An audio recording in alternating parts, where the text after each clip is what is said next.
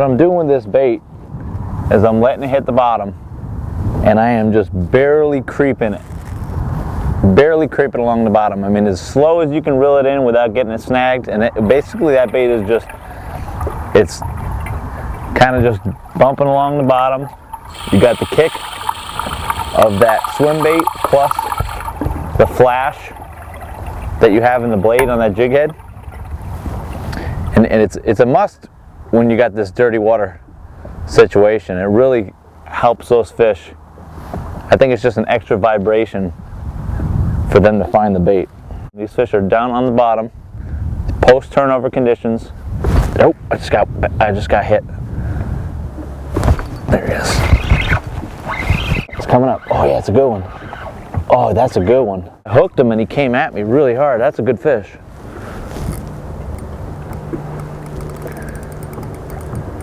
Ooh. Ooh. Yeah. That one will definitely work. Oh, look at that fish. Come here, buddy.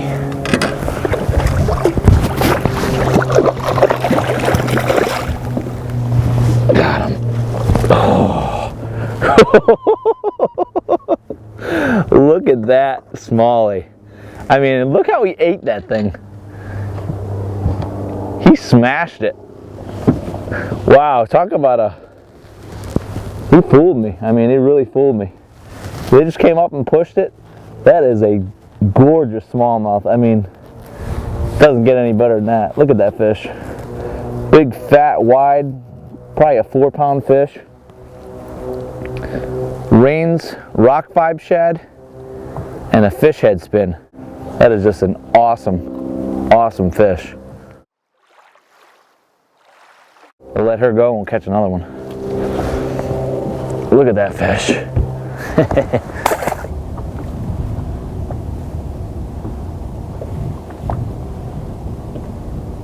Got him. Oh, he hit it 3 times. Good one too. Oh yeah. Good smallie. That is the importance of braid. Knowing when to set the hook. Sometimes what they'll do is they'll come up and just kind of stun it. They won't eat it right away when they're inactive. They'll hit it 2 or 3 times, and if you just keep slow rolling it, they'll eventually get mad and eventually take it. And that's exactly what happened. And I felt it with the braid, and he wanted it. That's a beautiful fish. I mean, look how he ate that thing. Mouthing it. I don't know why they do it sometimes. Sometimes they just hit it really hard, and sometimes they'll just tick, tick, tick, and just load up on it. And that's exactly what happened. Beautiful smallie. I mean, it doesn't get any better than that. And he was hooked really good. That's the other great thing about braid. Even on the light bite, you get a good solid hook set. Bluegill rockvibe shad and a fish head spin. Beautiful smallie.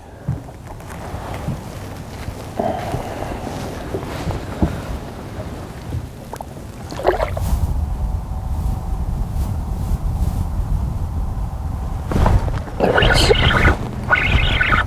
Oh man.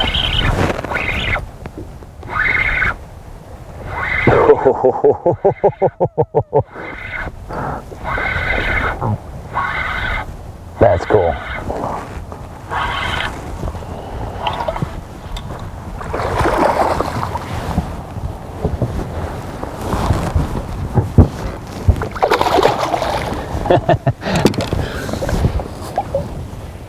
Another nice one. Man, that's solid fish right there. That's a solid fish. Cool deal. Bluegill rockvibe.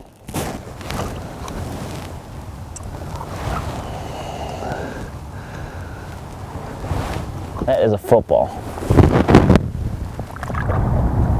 Got him. The bite was so light. If you did not have braid, I'm not sure what that you might have missed this fish. That's why we use braid.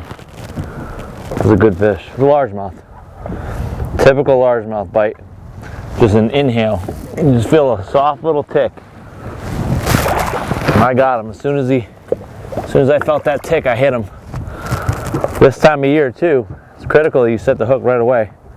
And these fish will hit it and exhale it very fast, and you'll miss them. It's a nice largemouth.